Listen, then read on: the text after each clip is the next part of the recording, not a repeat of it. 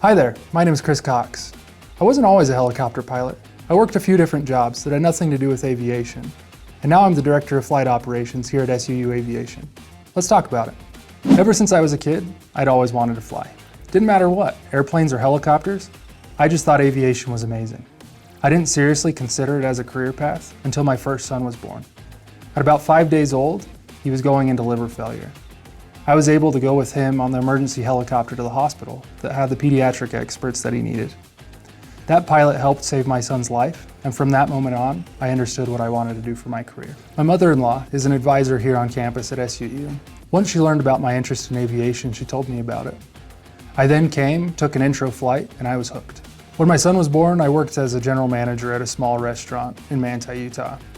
After that, I moved on to the coal mines until I was able to begin my pilot training. So the reason I moved away from coal mining is coal mining was no longer suitable for me and my family.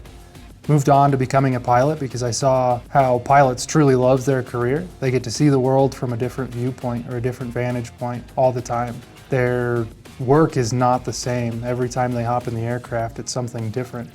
The most intriguing part to me was the ability to go and help other people through EMS. I'd say one of the most memorable experiences I had was my first towered solo in Provo, Utah. Nothing incredibly significant about it other than talking to tower for the first time, which was incredibly daunting and/or anxiety-ridden, but all went off without a hitch. A few other incredible experiences I had here at SUU is the ability to learn NVG, or flying under night vision goggles, and the turbine training was incredible. I was lucky to have some fantastic flight instructors along the way. One of the most impactful experiences I've had as a flight instructor actually led to me receiving my call sign. Engine failures are rare, but all pilots need to have the necessary training needed to handle one safely.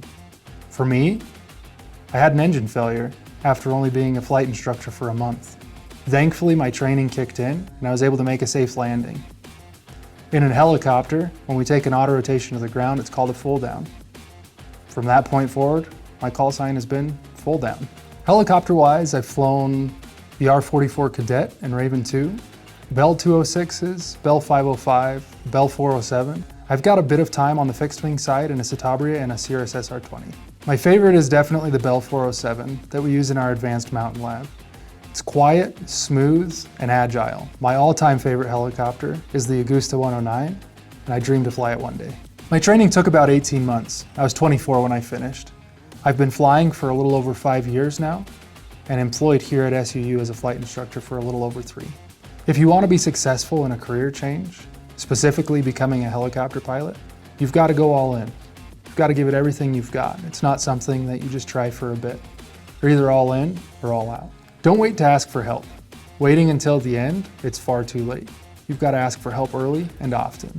You need to find folks with a common goal. They'll help you out when the going gets tough, because flight training is a big undertaking. Life is a funny thing.